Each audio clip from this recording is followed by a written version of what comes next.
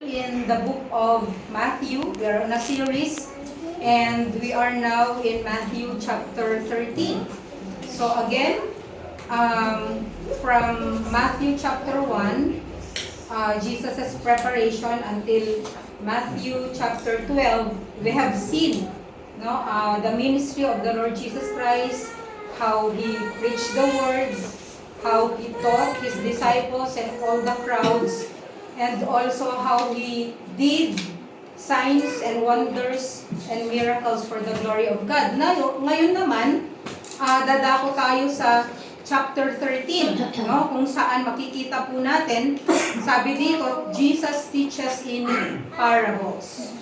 Okay, so, yun po Matthew chapter 13, nag-i-start po siya dito with a parable. And do you know that in Matthew chapter 13, there are 7 parables in it. And 6 of the parables all talk about the kingdom of God, na pag-uusapan po natin yan sa susunod. But we are on the first parable. Now let's go to verse 1. It says, "The day Jesus went out of the house and was sitting by the sea." Okay, so ano yung location? What's the location?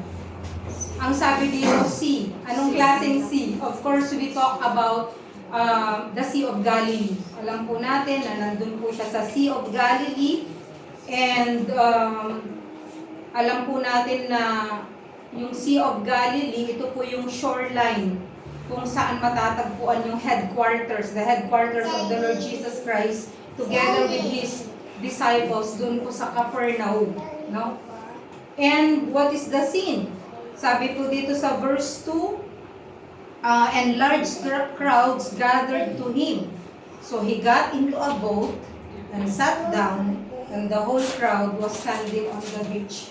Alam niyo po, ang position po ng rabbi, kagaya po ng sinasabi ko, is in a sitting position.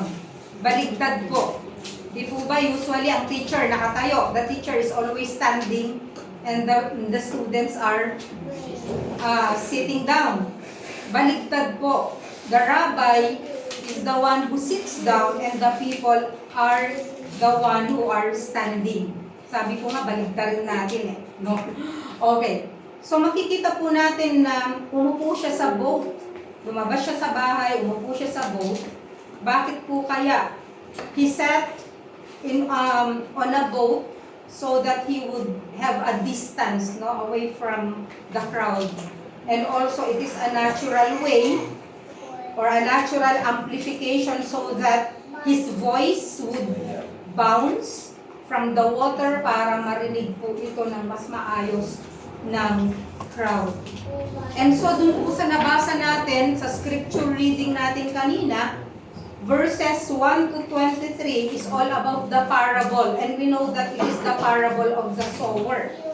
But I entitled the message today, The Sower, the Seed, and the Soil. So what is a parable? Of course, alam niyo na ang ibig sabihin ng parable. What is a parable? A parable is a heavenly story. It is a simple story to illustrate a moral or spiritual lesson. So marami pong tinuro ang Panginoon na parables para mas maintindihan po ng mga nakikinig. I don't believe na intention niya na itago. Kasi sabi ka kanina, para sa ganun itago. No. Ang intention po ng Panginoon, para sa lahat ng bukas ang puso, lalo po nilang maintindihan ang salita ng Diyos. Nakatago lang ito to those who have hard hearts, to those who don't open their hearts to the Word of God. And so there are 3 elements na makikita po natin sa passage. What are the 3 elements? First, the sower. How many sowers do we have here? Only one. No? Of course, we know that Jesus is the sower. And then also we have the seed. How many types of seed? There is only one type of seed. Okay? And of course, yung pangatlo po natin na element, the soil. And we are going to talk about the 4 types of soil. Again, one sower, one type of seed, but there are 4 different kinds of soil. Doon po sa verse 10, ang sabi dito, and the disciples came to Him. Alam niyo po yung style na nagpipreach si Jesus and no one is interrupting. He was just preaching and preaching. And then all of a sudden, privately sasabihin ng mga disciples, ano po kasi yung tinuturo nyo kanina, we don't understand it, no? So, ang sabi po ng mga disciples, why do you speak to them in parables? Tapos sumagot ang Panginoon sa isang parallel verse doon po sa Mark. Kasi makikita po natin, the parable of the sower can also be seen in the book of Mark, chapter 4, and also in the book of Luke, chapter 8. And he said in Mark chapter 4, verse 13, he said to them, do you not understand this parable? How will you understand all the parables? So, ibig sabihin, ito po yung pinaka-basic sa lahat. This is the most basic parable of all na kinakailangan maintindihan mo muna ang parable na ito so you will be able to understand all the other parables. So, there is also teachings about salvation in the parables, in this parable. Hindi lang tungkol sa salvation, but I believe that this parable is for all of us, no? For both Christians and for unbelievers also. So, bakit po ito tinuturo ng Panginoon? In order for us to be fruitful, to teach us how to bear fruit, no? And to multiply, para ang bunga natin mag-multiply sa 30, 60, and 100-fold. So Jesus calls us to be fruitful.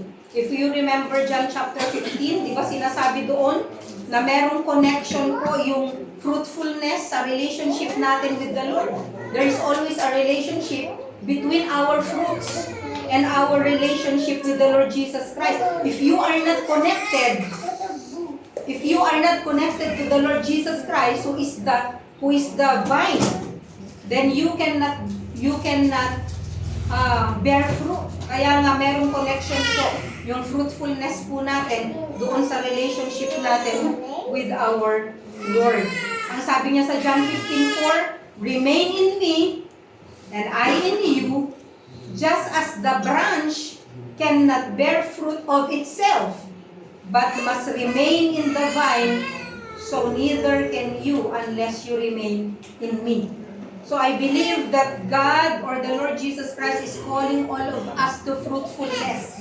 Kaya niya itinuro din po ang parable of the sower, not only for the non-Christians, but also para po sa ating mga mananampalataya. So let's go to the first element, which is the sower. Who is the sower? The farmer. So meron pong farmer dito, there is a sower. No? I believe na lahat po tayo may idea. We all have idea about gardening. We may not be good at it, but at least may idea tayo tungkol sa farming or sa gardening. So alam po natin yung principles kung paano magkaroon ng isang malusog na tanim at magkaroon po tayo ng mga fruits or mga bunga. Otherwise, if the vine or the tree or the vegetable or the plant doesn't have any fruit, so parang walang nangyari dun sa effort mo, di ba? So, yung effort mo, lahat ng pagod mo, parang walang nangyari because you were planting, you were expecting for fruits. Pero dahil wala ka nakitang fruit, anong mafe-feel mo? Parang walang nangyari doon sa aking itinanim. So first, the sower or the farmer. Who is the sower or who is the farmer? Of course, we know it is the Lord Jesus Christ. But, it is also someone, if we relate it sa buhay natin, it is also someone who sows the seed. One who scatters the seed. So any of us, Christians, who speak about the Word of God, scatters the seed.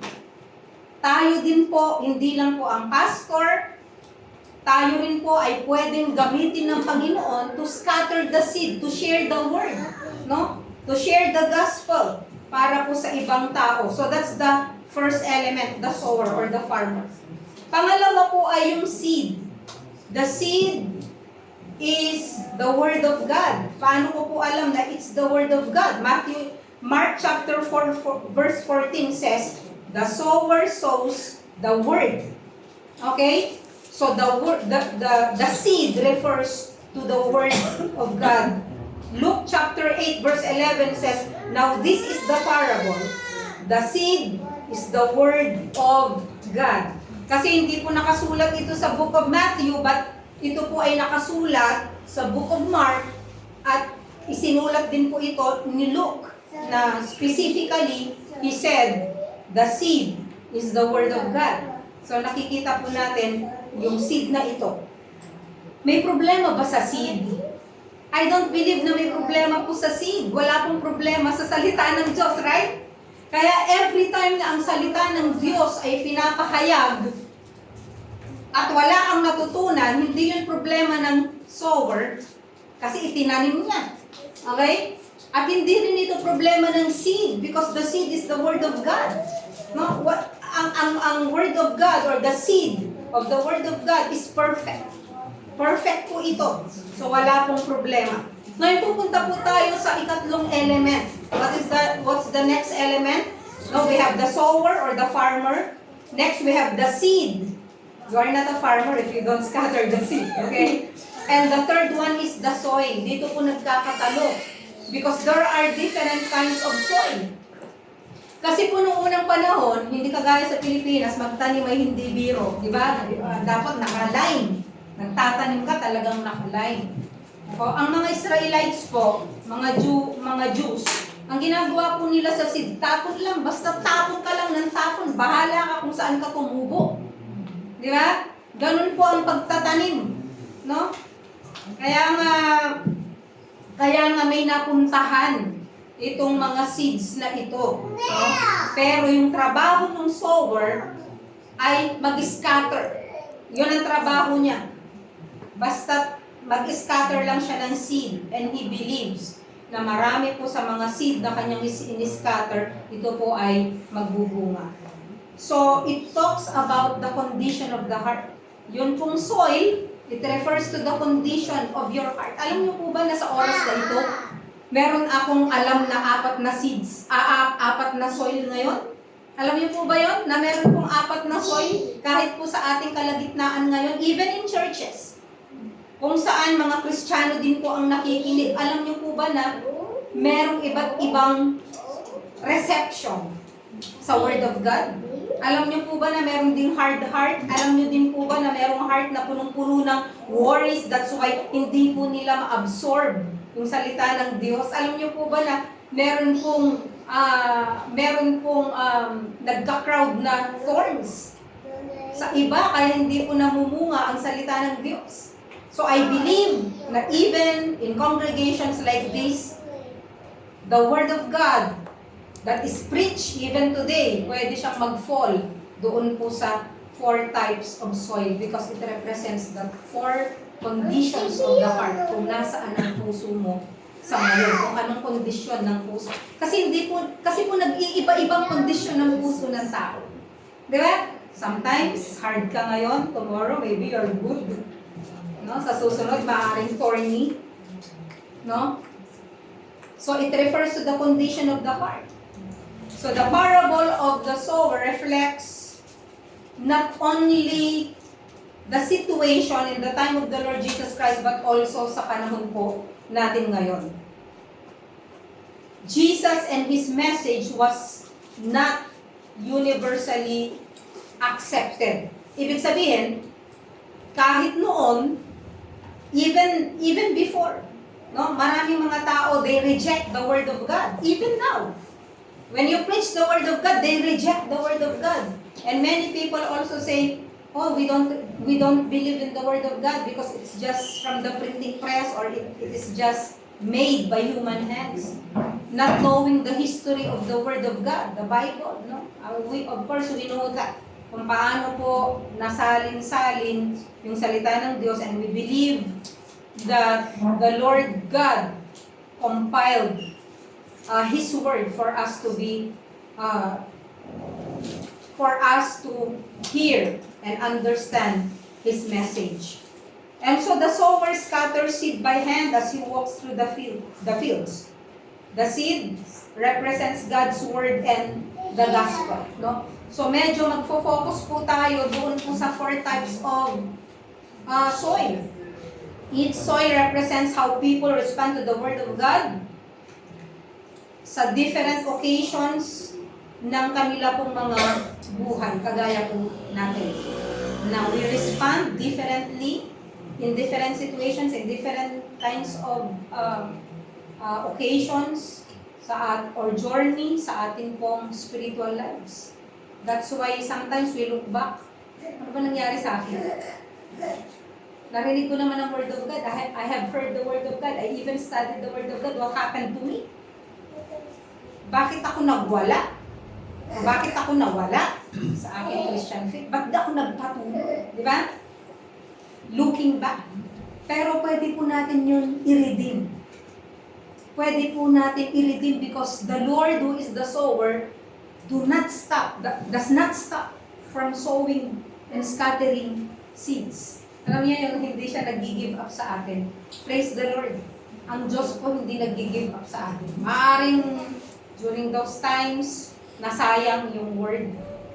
Pero I believe that the Lord is always there, scattering seeds hanggang sa matanggap ito ng iyong puso. So God wants us to grow each day, no, sa atin pong pananampalataya. So in this parable, we see progression from the worst case to the best case. So starting from verse 19, sabi niya dito, as verse 18, listen then to the parable of the sower. Nandun na po ako sa explanation, okay? Sabi niya dito, when anyone hears the word of the kingdom and does not understand it, the evil one comes and snatches away what has been sown in his heart. This is the one sown with seed beside the road. The one sown with seed on the rocky places, this is the one who hears the word and immediately receives it with joy. Verse 21, yet he has no firm root in himself, but is only temporary. And when affliction or persecution occurs because of the word, immediately falls away. And the one sown with seed among the thorns, this is the one who hears the word, and the anxiety or worries of the world and the deceitfulness of wealth choke the word, and it becomes unfruitful. But the one sown with seed on the good soil, this is what we like, okay? This is the one who hears the word and understands it, who indeed bears fruit and produces some 100, some 60, and some 30 times as much.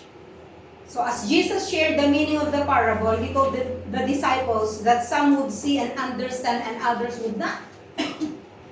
In every case, the seed is the same, and the difference is found always in the soil. So alam niyo po, yung una, ang sabi sa Matthew chapter 13 verse 4, and as he sowed, some seeds fell beside the road, and the birds came and ate them up. Alam niyo po sa hermeneutics or sa Bible interpretation, pag po ginamit yung bird, kasi there is consistency, no? There is the law of consistency in interpretation of the Bible. Kapag ginamit yung bird, it always refer to the evil one. Basta't bird yan. No? Even sa interpretation po ng dream ni Joseph. Okay? So dito, makikita po natin na nung nagtanim, agad-agad nandun yung bird. The birds came and ate them up. So ito po yung seed on the road or path, sabi ng ibang translation. And the interpretation for that, of course, makikita po natin sa verse 19, na ang sabi niya dito, when anyone hears the word of the kingdom and does not understand it.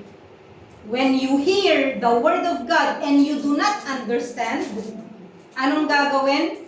The evil one comes and snatches away para bago pa lang pumunta sa heart mo, hindi mo na ito matatanggap. Because the devil or Satan always tries to prevent the word of God because he knows that the Word of God is powerful and alive. Because the devil knows that the Word of God can transform the lives of the people. No?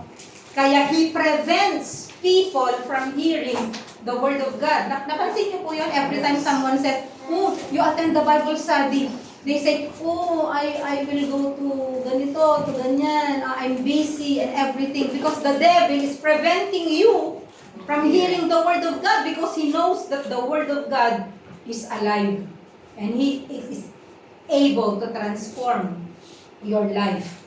So ano yung first hindrance? I would like to talk about not only about the soil. Okay? I would like to talk about the 3 hindrances. Of course, there are 4 types of soil, but I would like to talk on the 3 hindrances, no, from receiving the Word of God. Yung unang hindrance are the birds. And of course, ang symbol po nito ay si Satan. The first hindrance is the birds. These are satanic hindrances to prevent you from knowing Jesus. Para hindi mo makilala si Jesus Christ. No? And Luke has a commentary on salvation na hindi po binanggit ni Matthew. Luke chapter 8 verse 12 says, and those beside the road are the ones who have heard, and the devil comes and takes away the word from their hearts so that they will not believe and be saved. Because you have to believe first in order for you to be saved. Alam niyo, napaka-consistent talaga ng Word of God, di ba? So, ang sabi sa verse 12, no? Bago mo maintindihan at ma-receive, the devil will try his best, do his best to snatch the Word of God into your heart. So in here, there is an element of salvation, but still, we can apply this in our lives, sa mga buhay natin. Because Satan does not want you to become fruitful. Alam niyo ba yun? Alam niyo, ilang taon na kayong Christian? Okay. Sige, mag-count tayo. Kailan kayo na-save? Ilang taon na kayong Kristiyano? Anong klaseng bunga na ba ang meron kayo? Meron tayo. No? So we can apply this in our lives. Ayaw kasi ng diablo na maging fruitful tayo, no? Ayaw ng diablo na maging instrumento tayo para maraming mga tao ang maligtas. Maraming mga tao ang mawala, no? Sa kingdom of darkness para makalipat siya sa kingdom of light. So here, Jesus is equating birds with the work of the evil one. The evil one, which is Satan, recognizes the power of God and the power of the Word even when humans don't see it. Alam mo, hindi natin nakikita yan. That's why sometimes we share the Word of God casually, parang bahala na, maniniwala kaya ito o hindi. You know, ang Word of God po ay makapangyarihan. Minsan kahit hindi mo makikita. Even if you don't believe it, or even if you don't see it, the Word of God, parang it's like the seed. When you plant the seed, natabunan ng soil, nakikita mo ba na nag-grow, nag-germinate yung seed? Hindi, di ba? Makikita mo na lang pag nandun na siya sa taas, pero matagal na siyang nakikita mo lang siya visibly when it sprouts from the ground, pero you are not seeing or you haven't seen kung paano nag-work yung seed na yun under the ground. So every time we share the Word of God, tandaan po natin ito, na meron pong gagawin o ginagawa ang Diyos sa buhay ng isang tao every time we scatter the Word. And let us pray for the soil. No? So ano po ang strategy ni Satan? What are the strategies of Satan? Para mahinder yung Word. sa tao? To discourage you. Di ba? Dinidiscourage ka niya. Satan discourages you. Sasabihin niya, no, you are not special. You are sinful. Paulit-ulit ka na lang, nagkakasala. No? Inutile ka. God does not love you. Kaya he tries to discourage you. Pangalawa, he tries to tempt you. Kaya nga sabi ng Bible, the old serpent. You know why? Same serpent, the old devil, same tactics, same strategies. He tempted Eve. Diba? Kagaya ng pagtitempt din niya sa atin ngayon. Pangatlo, he lies. Nagsisinungaling siya. He lies and deceives. Making Eve believe that God is not good, that God is withholding something from them. Kasi di ba sabi niya, alam mo ba, kapag ginain mo yan, you will become like God. So sabi ni Eve, di ba? Mapapaisip siya. And pang-apat, to accuse you. So the devil discourages you, tempts you, lies to you, and accuses you. The Bible says he is the accuser of the brethren. Sino ina-accuse niya? Brethren. Mga mananampalataya. Nag-ask ka na ng forgiveness, paulit-ulit niya, na ini-inject sa mind you, no, you're not forgiven. But the Word of God says, no, if you confess your sins before God, He is just and faithful to forgive you from all unrighteousness. Diba? Lilinisin niya tayo. Sabi ng 2 Corinthians chapter 4 verse 4, in whose case the God of this world, who is the God of this world? Satan. The God of this world, small letter G, the God of this world has blinded the minds of the unbelieving so that they will not see the light of the gospel of the glory of Christ, who is the image of God.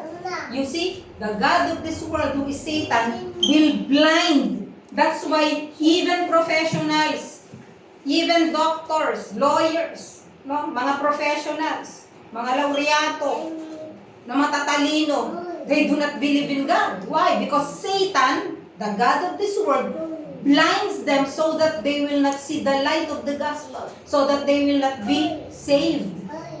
Yun po ang gawain ng diablo. That's why in Ephesians chapter 6 verses 10 to 11, ang sabi dito, finally be strong in the Lord and in the power of His might. Put on the full armor of God so that you will be able to stand firm against the schemes of the devil. Kaya kailangan po natin ang Word of God, the sword of the Spirit, which is the Word of God, para mapaglabanan po natin ang kasinungalingan po ng diablo sa buhay natin. Without the Word, we are powerless. Kasi may kapangyarihan po sa salita ng Diyos. So when we don't have God working in our lives, our hearts can become hard. Alam niyo po yung naaapak-apakan na napansin nyo na kapag naaapak-apakan yung path, actually kahit maraming grass, even there are many grasses, no? When you step on the grass every day, anong nangyayari?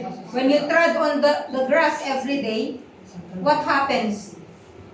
Tumitigas po yung lupa lalo sa ilalim, kaya nagiging matigas, no? And we will have a hard heart. What is a hard heart? Number one, it is a heart that is not easily moved. It is a heart that is not moved by the Word of God. The message of salvation and God's Word make no impression and they are easily dismissed or rejected. Kasi nga matigas ang puso. Kaya nga, when you try to plant on a hard ground, ano kaya gagawin mo? Barena. Kailangan barena ka. Drill. In order for you to put the seed on the ground, pag ganun na talaga katigas ang puso mo. Next, a heart that rejects the word of Jesus Christ. Proverbs 28:14 verse 2. Verse 14 says, "Blessed is the one who always trembles before God, but whoever hardens their heart falls into trouble." Number 3, unfortunately, no, yung hard heart is not hungry for the word of God. Whatever. Sige, magturo ka. Whatever. That is the hard heart. Hindi siya hungry. Pag gutom ka, ano ginagawa mo? If you are hungry, you devour the food. You do not just eat, you devour. No? Pero, kapag hindi ka hungry sa Word of God, wala lang. Alam niyo yung bata na pinapakain mo, hindi niya na malalasahan yung food kasi nga, hindi siya gutom. Ganon din sa Kristiyano. So the second response to Jesus is seen in the seed sown on the rocky ground. Pupunta tayo ngayon sa pangalawang type ng soil at sa pangalawang hindrance. Okay? Pasensya na kasi nag-o-overlapping. Nag-o-overlap. I can't help it. Pero nag-o-overlap po ito. Sabi sa verse 5 and 6, "Others fell on the rocky places where they did not have much soil, and they sprang up immediately because they had no depth of soil. But after the sun rose, they were scorched. And because they had no root, they withered away." Ano yung interpretation niya? Verse 20. "The one sown with seed on the rocky places, this is the one who hears the word and immediately receives it with joy." Kasi agad tumubo, right? He receives the word of God with joy. But temporarily. Hindi ito nag-uugat. No? Sabi po sa verse 21, "Yet he has no firm root in himself, but is only temporary." Minsan excited tayo, no? Wow! Wow! Wow! Nag-attend siya. Wow! Tumanggap siya. Wow! Excited siya. But that's temporary. Ang sabi ng Bible, when affliction or persecution occurs because of the word, immediately falls away. So ano yung second hindrance? Yung rocky ground, persecution and affliction. Kanina, ang hindrance is Satan himself, the devil, the demons.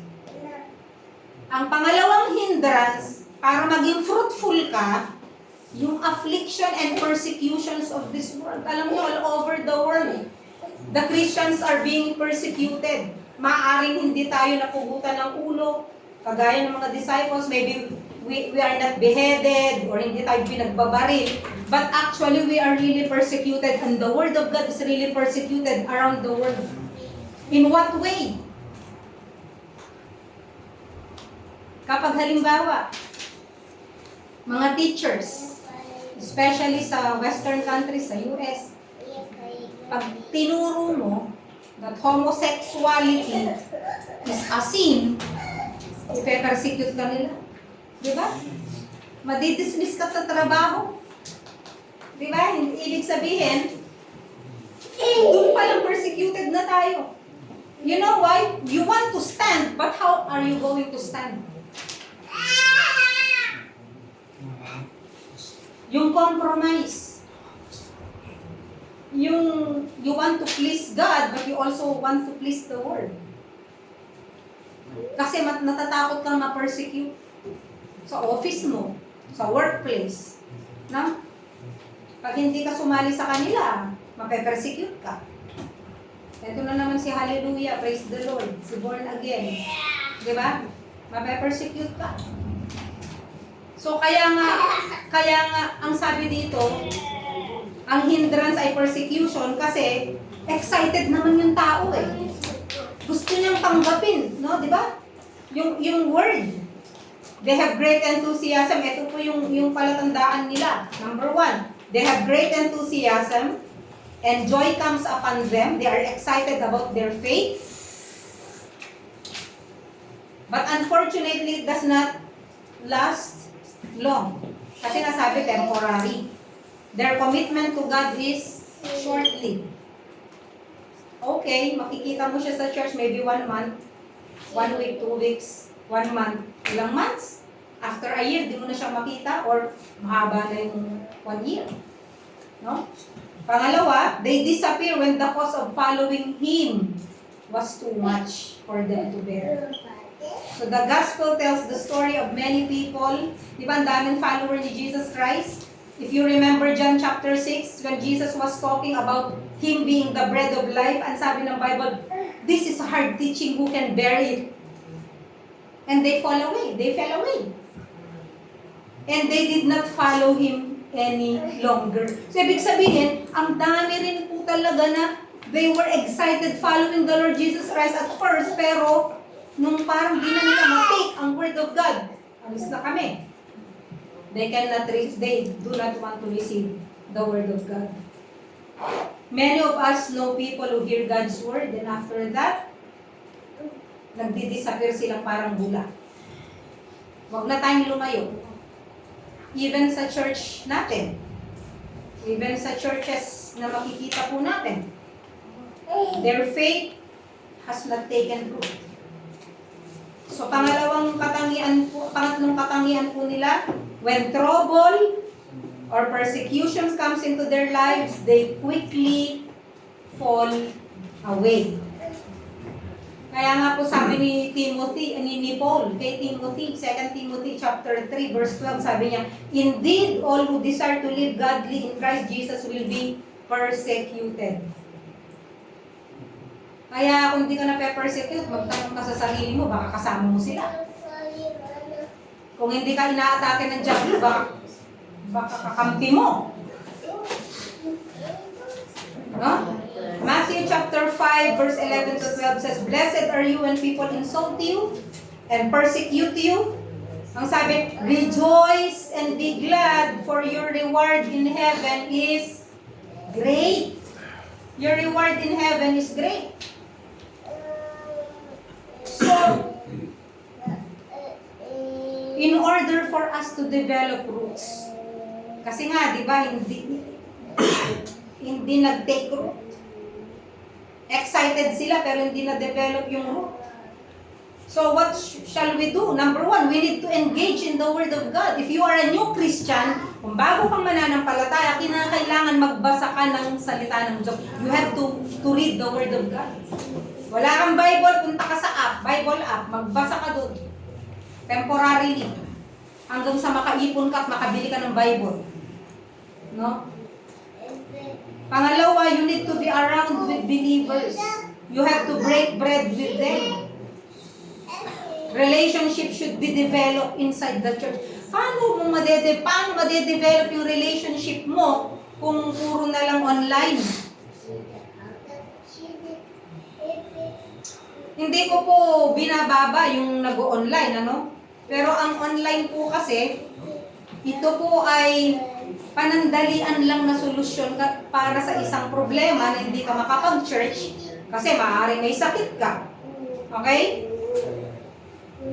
Pero yung 1 year, 2 years, 3 years, 4 years, 5 years ka nang nag-online, paano ma-develop yung relationship mo with the brethren sa church? We need each other. No, kinakailangan po natin ang bawat isa.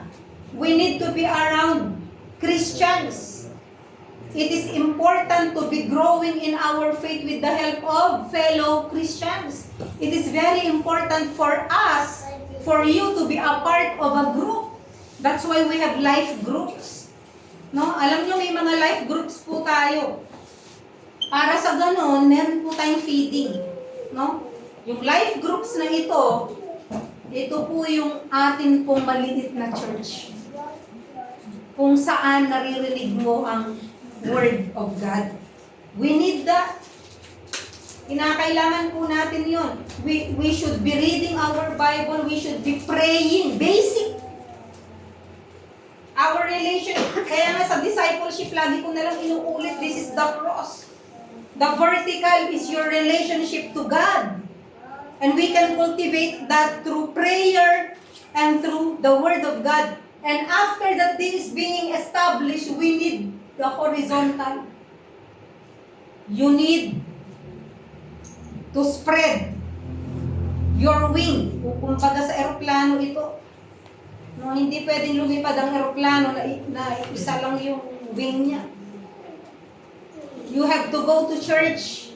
You have to fellowship with the believers. And of course, you have to share your faith. Napaka-basic po, but that's Christianity. Christianity 101. Pag na-establish ka sa basic, kahit anong mangyari sa buhay mo, mananatili ka kay Kristo. You will be established. You will be rooted in faith. Whatever happens, kahit ma-persecute ka, hindi ka mawawala sa Panginoon. Oo. Normally na malulungkot ka, may pagdadaanan ka, that's normal. Pero, alam na alam mo, that God is always there para ibangon ka. Saan ka man lumagpak. Alam niyo, sa buhay natin, lumalagpak naman talaga tayo. Kaya nga dyan pumapasok ang grace. Grace of God. Yung biyaya niya na ini-extend niya po sa atin. So, we have to join a small group. And we also need to serve in the church.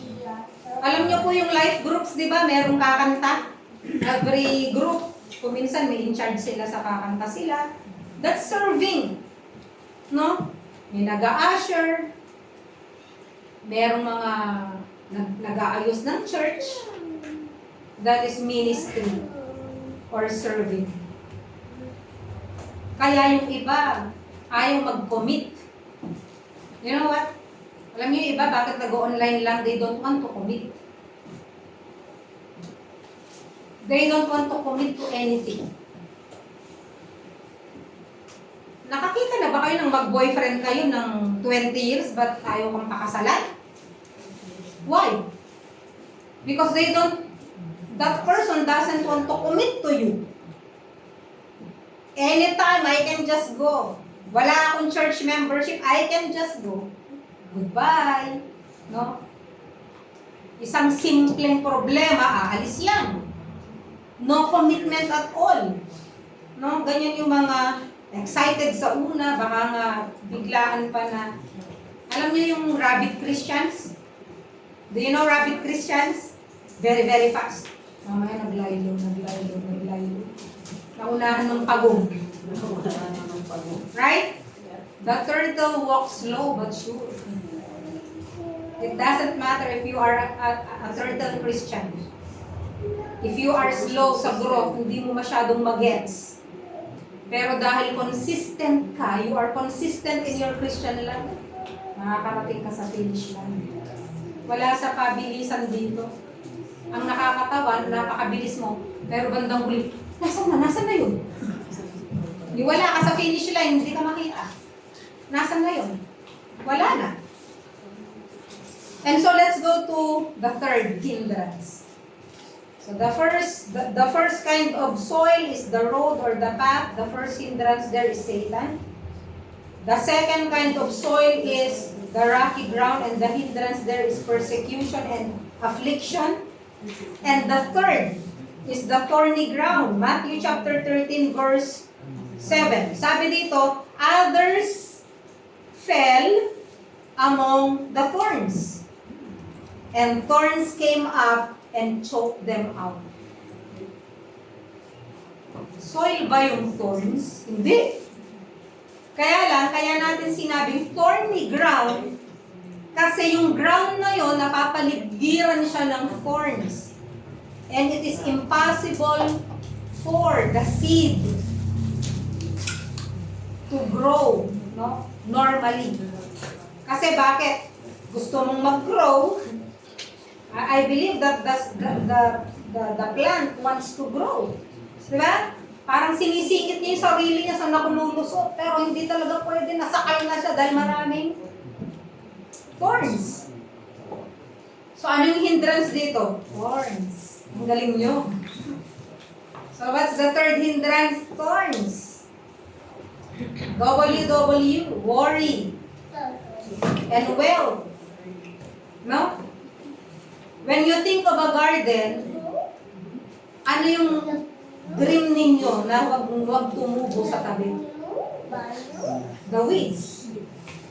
Sino nagsabi na, magtatanim ako, sana bukas may weeds. Walang ganun, di ba? Ay, sana merong thorns. Imagine, hindi mo tinanim, biglang tumubo. That's magic. Walang ganun, di ba? Ayaw mo na merong weeds. That's why every day, you tend your garden. We have to tend the garden of our hearts every day. Isang araw na malaktawan mo yan, di mo nakita merong tumutubong maliit na weed.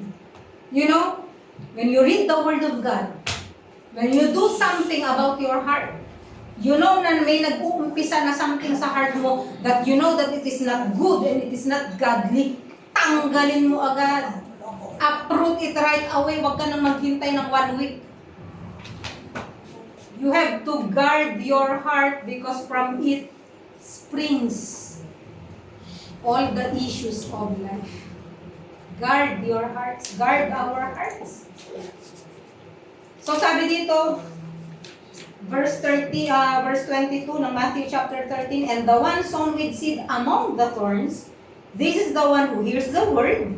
Narinig naman yung word of God. But all the worries, of the world and the deceitfulness of wealth choke the word, and it becomes unfruitful. Hindi ka nga lumaki, paano ka magiging fruitful? So weeds or thorns are the biggest problem para sa isang farmer. Once again, we see the gardener scattering seeds. This time, the seed lands on the thorny ground. No? Pero, yung kasing sower, bahala lang kung saan siya as long as you are sowing the word of God. No? So, the thorns represent someone hearing the word of God, pero yung worries, may dalawang bagay dito. Una, the thorn of worry. The worries and cares of this life. Pangalawa, the deceitfulness and the riches of wealth. Hindi ko sinasabi na hindi normal ang tao pag ginag-worry. We worry. Of course, we worry. We have to pay our bills. We have to pay the rent. We have to eat our food. We have to send our children to school, etc., etc., etc. Of course, we worry. We worry na, maybe I will grow old, wala pa akong anak. Sino mag-aalaga sa akin? Hindi ang Diyos. Marami dyan, may anak, hindi rin naman naalagaan. Di ba? We worry too much. So the first thing that Jesus talks about is the worries of life. Our worries can choke the good things that God wants us to accomplish and wants us to be. Yung worry ka ng worry. To the point na nakalimutan mo that God is good. Nakalimutan mo that God is able to provide for you. That God will take care of your needs. Kasi worry ka ng worry.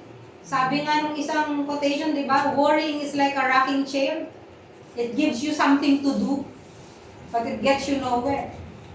Doon ka lang. Kita na. Walang nangyayari sa'yo, pero gumagalaw ka. Busy ka. Kaya nga minsan sasabihin mo, I'm so tired. Tired of what? Even if you are not physically working, you are very tired because your mind is always busy. Nag-worry ka, na parang mayroong solusyon doon sa pag-worry mo. So, we all have everyday worries, but the problem is when our worries and distractions take over our lives. Sila na yung boss, just like the thorns. They took over the seed, the plant.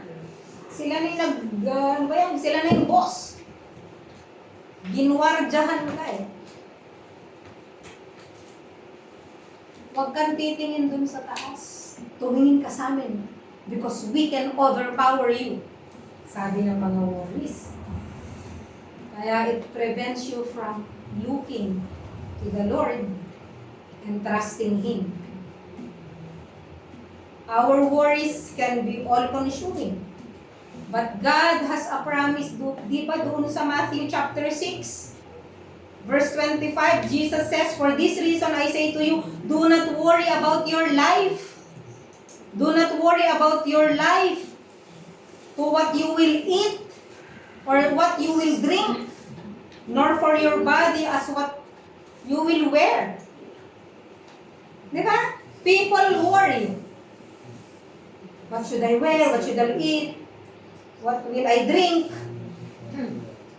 Sabi, is life not more than food and body more than clothing? Tapos marami pa siyang sinabi doon. And then sa verse 33, "But seek ye first the kingdom of God and His righteousness, and all of these things shall be provided unto you." Shall be added unto you, sabi ng ganun. It means shall be provided unto you. Yun ang promise ng Lord. So don't worry, be happy. Because you are blessed. You are special in the sight of the Lord. Namatay nga siya sa krus para sa'yo. Yun lang pagkain mo mamaya, di niya mapoprovide. Later, we are going to feast. Physically, meron pa tayong halo-halo. Diba? Yan ang Kristiyano. The second thing Jesus points is the deceitfulness of wealth. Walang problema sa mangarap kang maging mayaman. I know of many people, many Christians who are wealthy. But they love God. Mahal nilang Diyos. The deceitfulness of wealth, or the problem here, lies when you care more of your money and how to have more money and how to get richer to the point na nagiging Diyos-Diyosan mo ito at hindi number one ang Diyos sa buhay mo. Marami ako narinig na Kristiyano ganito. Uy, number one naman si Lord sa buhay ko. Ipakita mo. Saang area number one ang Lord sa buhay mo? Ipakita mo. Huwag mo sasabihin. People will know, people will see what your priorities are. When you decide not to go to church, when you decide to be late to church, when you decide not to attend your groups or the Bible study, when you decide, iba kasi yung nagkataon, may something, iba kasi yun. But when you decide already, you became the boss, you became the Lord. No? Pag dinicide mo na mas priority ko to. Sa church, hindi ako kikita. Dito, marami kita.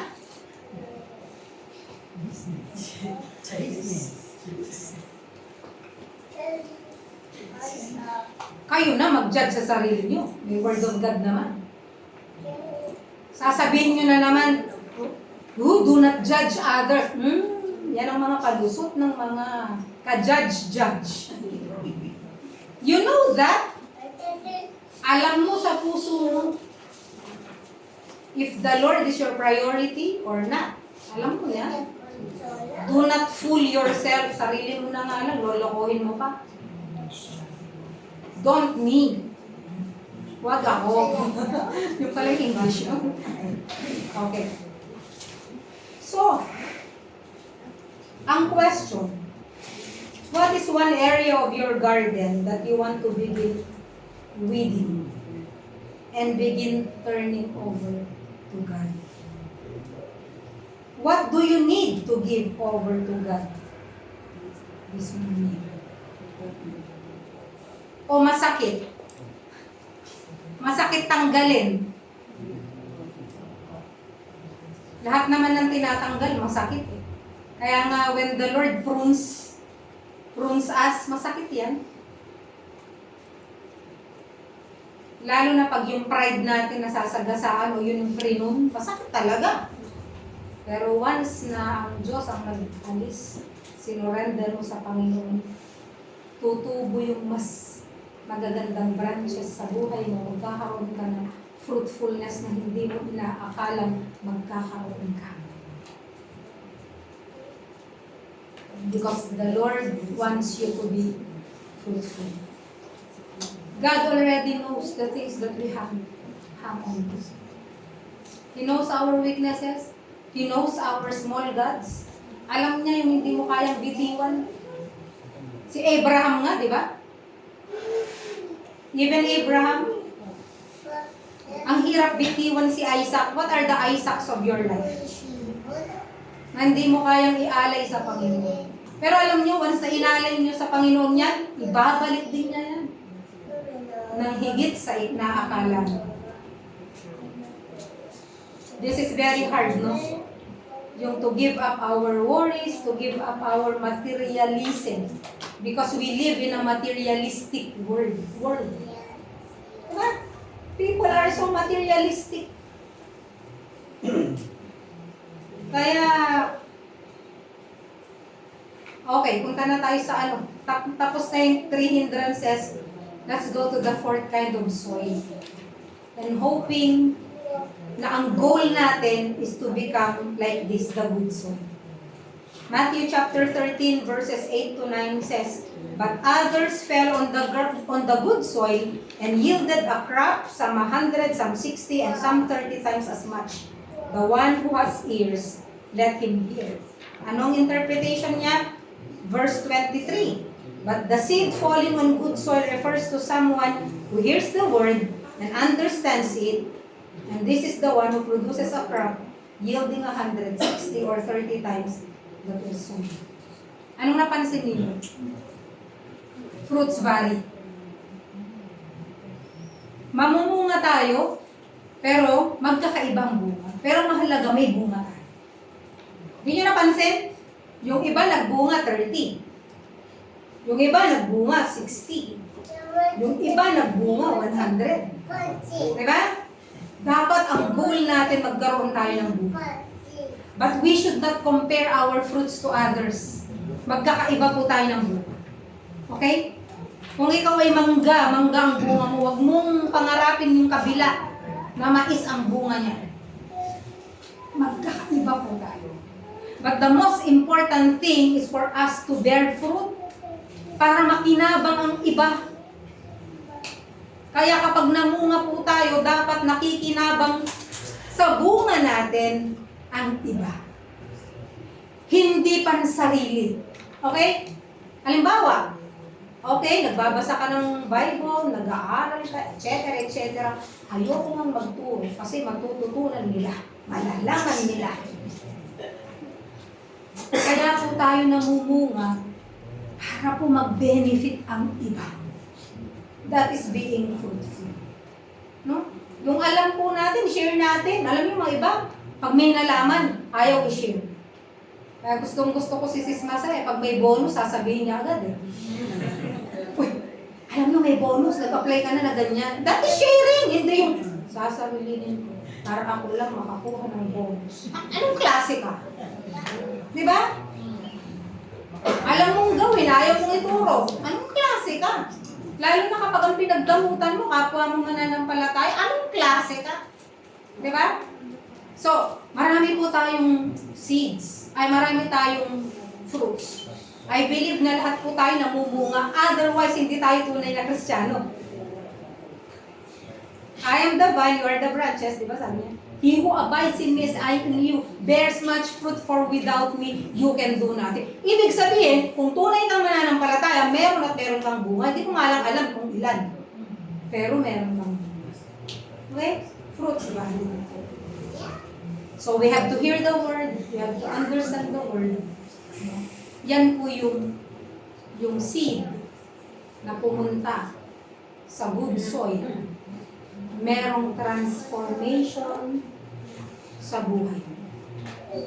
Kung good ka, magiging hindi gooder better. At magiging hindi betterer kundi best. Diba? Good, better, and best. No? So, ibig sabihin, ang Panginoon, sinasabi niya po sa atin na kinakailangan maging fruitful po tayo mananampalataya. And of course, sa James chapter 1 verse 22, no? Ang sabi dito, but prove yourselves doers of the word and not merely hearers who delude themselves, deceiving yourselves. So, when we hear the word, we have to apply the word at ipakita mo dahil may pagbabago sa buhay mo. Let your heart be open to the word of God. Shall we pray? Heavenly Father, we thank you for your word today. And Lord, we pray that your word will fall on good soil.